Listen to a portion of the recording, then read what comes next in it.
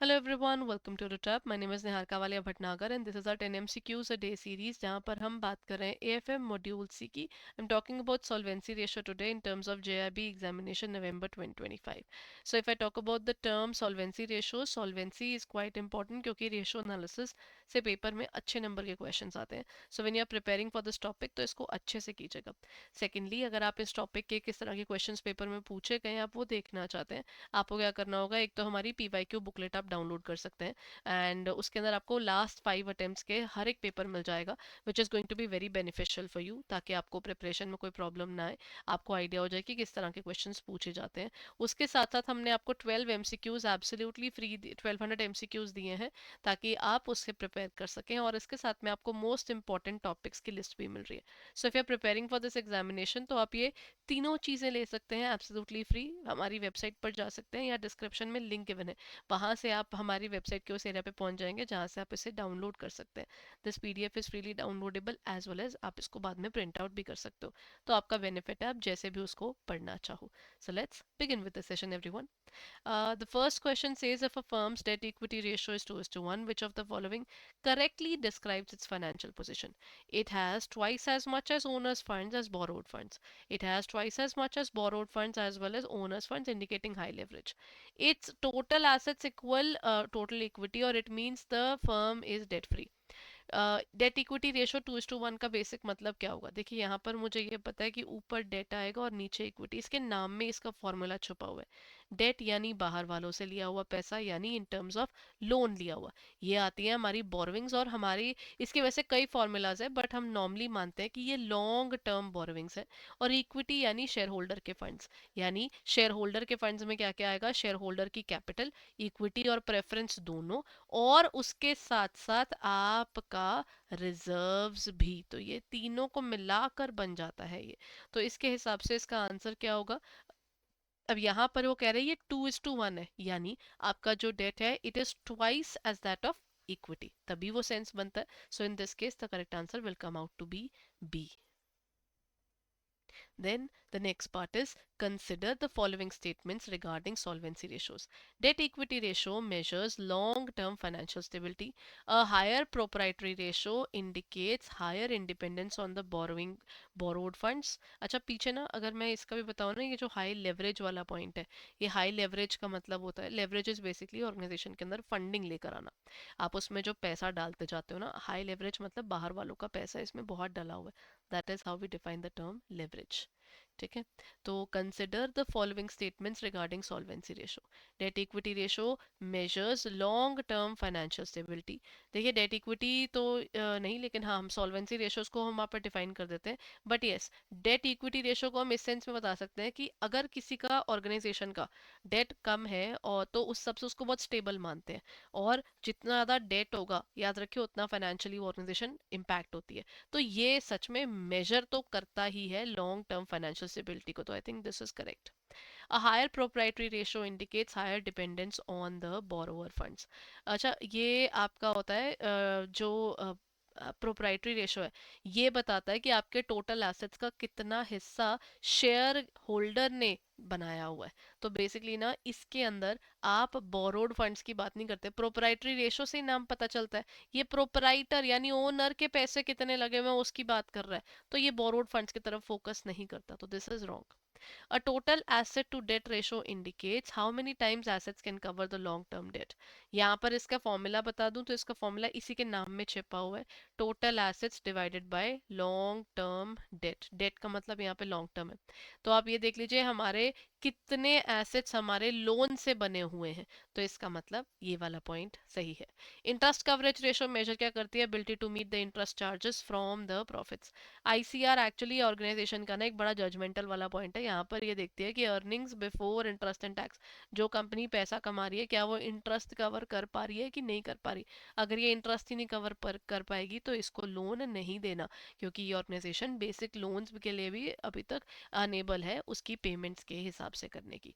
तो इसके हिसाब से हम क्या कहेंगे, इसका आंसर क्या होगा? A134, 234 और 124 और 1234. मैं आपको सेकंड तो बता ही चुकी हूँ कि गलत है, बाकी सारे इसके सही हैं, तो उसके हिसाब से आंसर इज 1, 3 एंड 4. ठीक है. This is the point. Now let's move on to the next point. ठीक है, क्योंकि इसमें करेक्ट पॉइंट है तो दैट इज ए.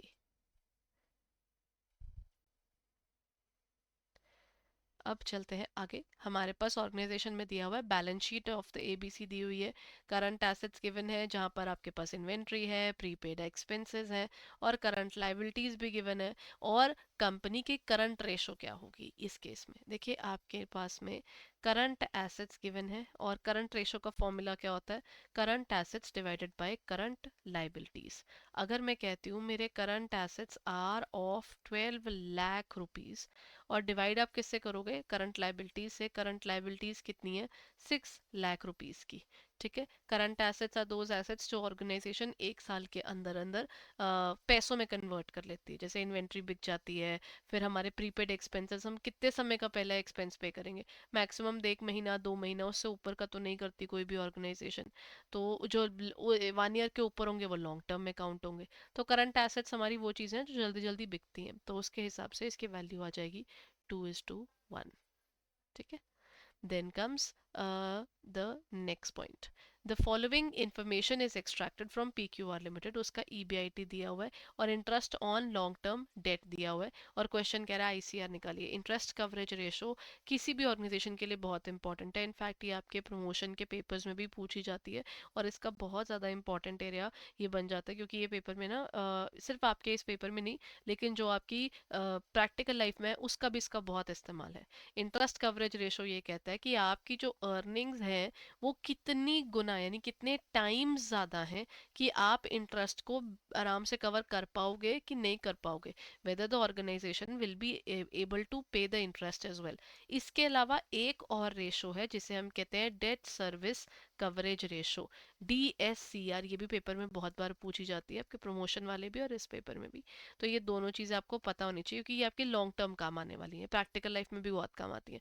बस इसमें क्या होता है, इसमें डेट सर्विस कवरेज रेशो में प्रिंसिपल और इंटरेस्ट दोनों को कंसिडर करते हैं और इसके अंदर हम सिर्फ इंटरेस्ट को कंसिडर करते हैं. वो उसके नाम में ही छिपा हुआ ना, इंटरेस्ट. तो ऑर्गेनाइजेशन इसमें पुट करें 6 लाख का अपना earning before interest and tax था और आपका जो लॉन्ग टर्म डेट है वो कितना था, 1,20,000 का आपका इंटरेस्ट बनाना. तो मतलब एक तरह से हम 5 गुना कमाते हैं. We earn 5 times of the amount that we need. अच्छा एवरीवन, अगर आपने ये पर्टिकुलर चीज़ें पहले कभी नहीं की हुई हैं और आपको ये फॉर्मूलाज नहीं पता तो डरना नहीं है. आप चाहें तो हमारी वेबसाइट पर जा सकते हैं. एक्चुअली ना हमारे सबसे बढ़िया चीज़ रहेगी कि आप ना हमारे संकल्प सीरीज़ को जाके देखिए. वो ना आपको हमारी यूट्यूब चैनल पे मिल जाएंगे. इसी चैनल के ऊपर आप प्लेलिस्ट में जाएंगे या डिस्क्रिप्शन में उसका लिंक गिवन है जहाँ पर ये रेशोज मैंने डिटेल में करवाया हुआ है. तो वहां से आप उसको देख सकते हैं. ठीक है, तो डिस्क्रिप्शन में जाकर पढ़िएगा जरूर उसको. Okay. Next point is consider the following about solvency ratio. Solvency ratio क्या होती है, डेट इक्विटी रेशो होती है, proprietary ratio, then interest coverage ratio या करंट रेशो. इनके फॉर्मूलाज दिए हुए हैं. डेट इक्विटी रेशो के नाम में छुपा हुआ है डेट और इक्विटी, लॉन्ग टर्म डेट और शेयर होल्डर के फंड्स. प्रोप्राइटरी रेशो होती है प्रोप्राइटर के फंड्स, अभी मैंने आपको पीछे बताया that is share holder funds and total assets. हम इसको इसमें कंसिडर करते हैं. Then comes the next part is your the EBIT upon interest expense, and the last one is your current ratio. ठीक है, current ratio is current assets upon current non-current liabilities.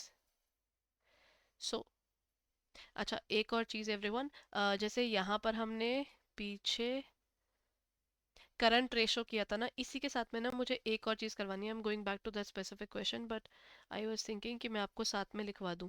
एक होते हैं करंट एसेट, एक होते हैं quick asset. ऐसा हो सकता है कि ये वाला क्वेश्चन, क्योंकि सिमिलर क्वेश्चन ना हमारे पेपर के अंदर आया हुआ है in terms of quick ratio और करंट रेशो, दोनों के क्वेश्चंस बहुत आए हुए हैं. तो उसके हिसाब से ना पेपर में ये चीज़ आई हुई थी कि अगर आपको ऐसा कुछ हो जाए तो आपको डिफरेंशिएट कैसे करना है. करंट एसेट्स में सारे एसेट्स आते हैं और इसके अंदर ना जब हम इसका वो देखते हैं फॉर्मूला क्या है इन दोनों के डिफरेंस में, करंट एसेट्स में सारे करंट एसेट्स आते हैं जबकि क्विक एसेट्स के अंदर ना इसमें से एक तो आपको प्रीपेड एक्सपेंसेस को माइनस करना है और साथ साथ इन्वेंट्री को भी करना है. तो हो सकता है इसी क्वेश्चन को ये लोग ना उसके हिसाब से दे दें, क्या कहते हैं, हमारी ऑर्गेनाइजेशन के अंदर ना, जब वो बनाते हैं इसके अंदर ना, यहाँ पर इंपॉर्टेंट हो जाता है कि हम लोग ना पिक करते वक्त इसमें से प्रीपेड एक्सपेंसेस और इन्वेंट्री, इन दोनों को इसलिए कंसिडर नहीं करते क्योंकि ना ये एक बार किसी को, एक तो इन्वेंट्री बिकने में बहुत टाइम लगता है, और प्रीपेड एक्सपेंसेस एक बार दे दिए, ये कौन सा पैसा वापस से अपने हाथ में आ जाएगा, ये पैसा वापस अपने हाथ में आएगा भी नहीं। तो quick assets are those assets की बस अभी किसी को पैसे चाहिए तो हम उस चीज को बेच के जल्दी से 2 मिनट में अपना पैसा अरेंज कर पाएंगे। तो क्विक एसेट्स के अंदर प्रीपेड एक्सपेंसेस तो होंगे नहीं, मैंने एक बार किसी को टाइम से पहले पेमेंट कर दी, वो मेरे को वापस से पैसे देने की बात क्यों करेगा, ठीक है ना। और वही चीज हमारी इन्वेंट्री के अंदर होती है, तो इन्वेंट्री का भी सेम सिनेरियो होता है, तो स्टॉक भी इसका पार्ट नहीं होता, ठीक है। सो इसका आंसर हमारे पास ये बन गया। अच्छा, अब वापस आ जाए।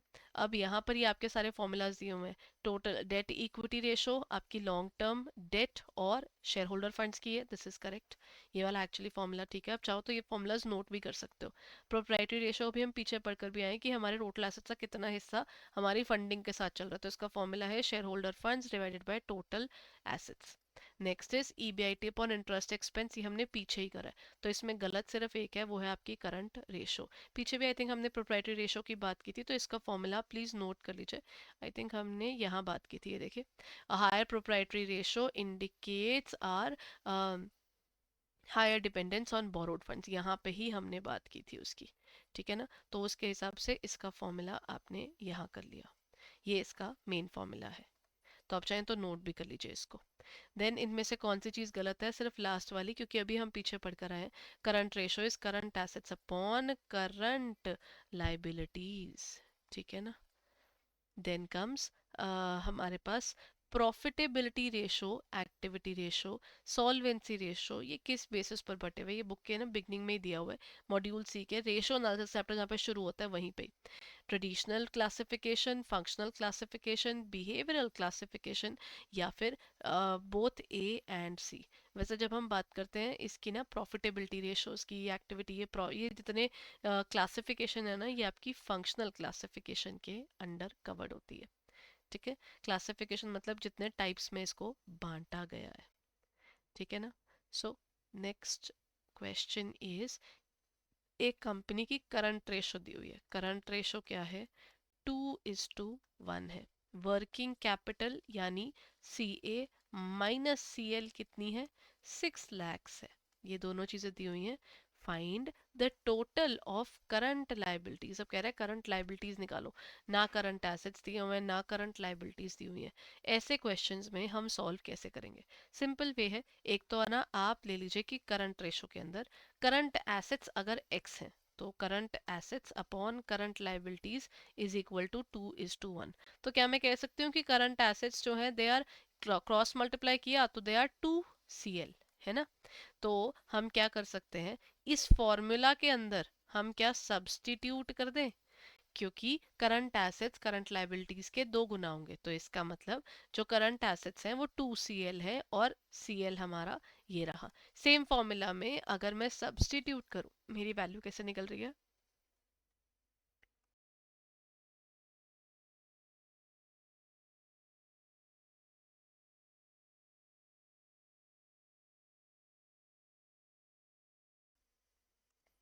आई एम सॉरी, अब इसकी वैल्यू कैसे निकल रही है, ये आया CL is equal to 6 lakhs।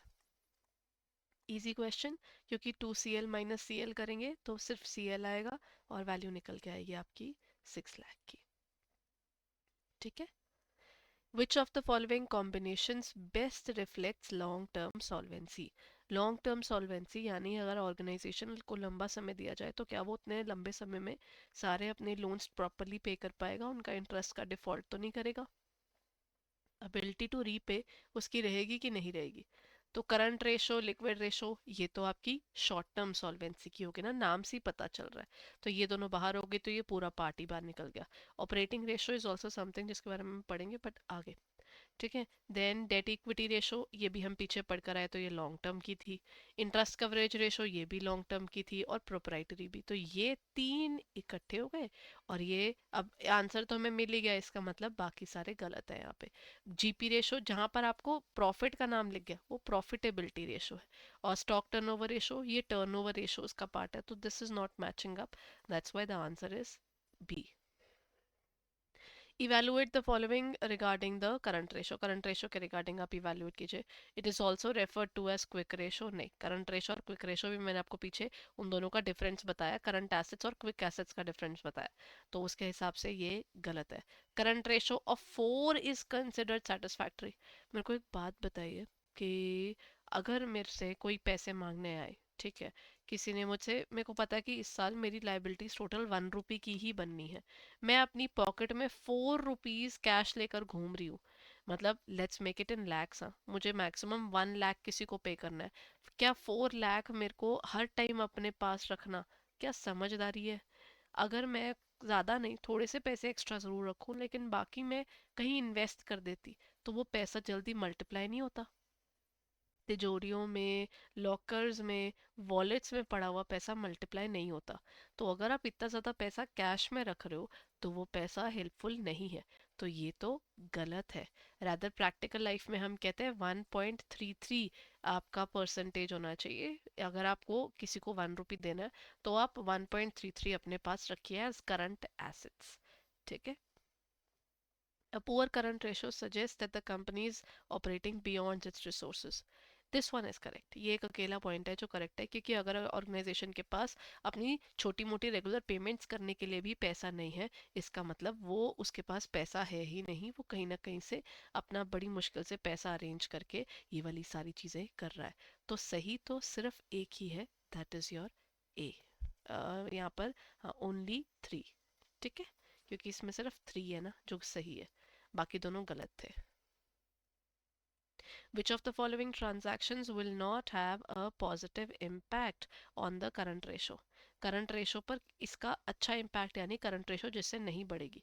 Purchasing inventory on credit, अगर मैं इन्वेंट्री खरीदती हूँ तो क्या होता है, मेरे ना करंट एसेट्स बढ़ते हैं, क्योंकि मेरे पास स्टॉक बढ़ रहा है। मान लीजिए मेरा स्टॉक में 10,000 ऐड हुआ, तो मेरे पास पहले हम 2:1 पे काम कर रहे थे, मैंने स्टॉक पे मेरे पास मतलब 20,000 डिवाइडेड बाय 10,000 पर हम काम कर रहे थे। मैंने क्या किया, परचेज किया इन्वेंट्री ऑन क्रेडिट, तो मतलब मेरी इन्वेंट्री तो बड़ी ही बड़ी, साथ साथ मेरी करंट लाइबिलिटी भी तो बड़ी। तो right now I am on 30 divided by 20, है ना? तो उसके हिसाब से ये हो गया 1.5:1।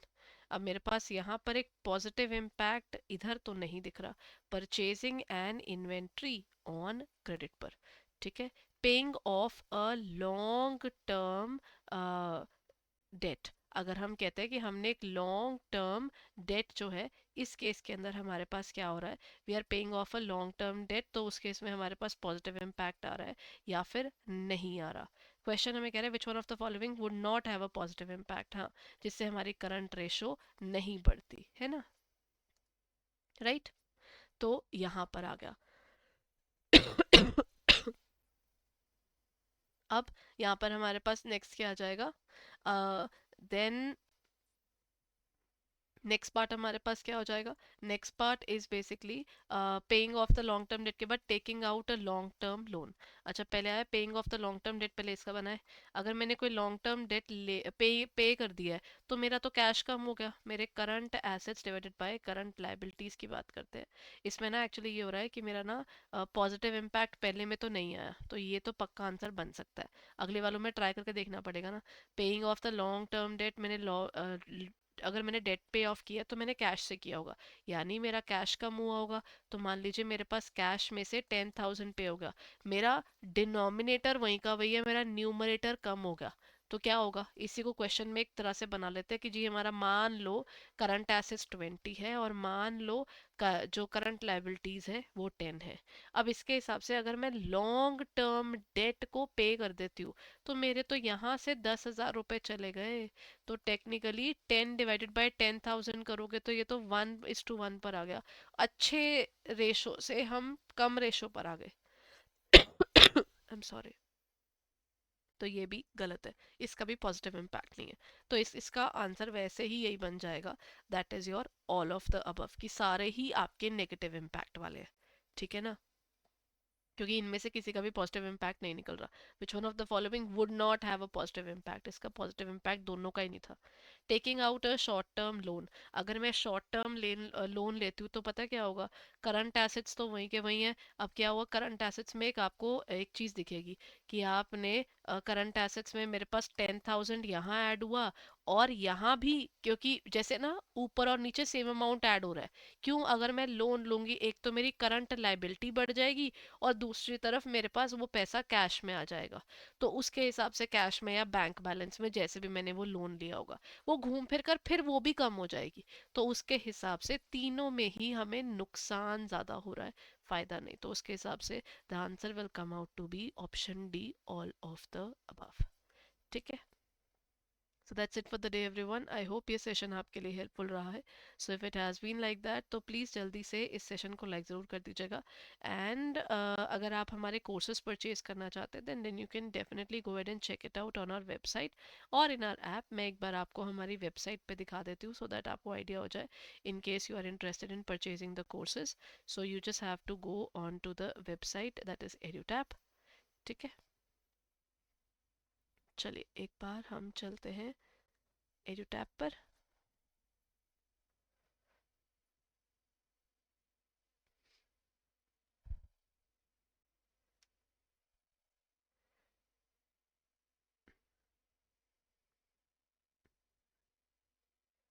ये लीजिए, जैसे ही आप ऐसे सर्च करेंगे ना बस आपको यहाँ पे खोलना है और आप edutap.in पर पहुँच जाएंगे. Just go on to the area of JIIB and यहाँ से आप स्क्रॉल डाउन करेंगे और यहाँ पर आपको हमारे कोर्सेज मिल जाएंगे.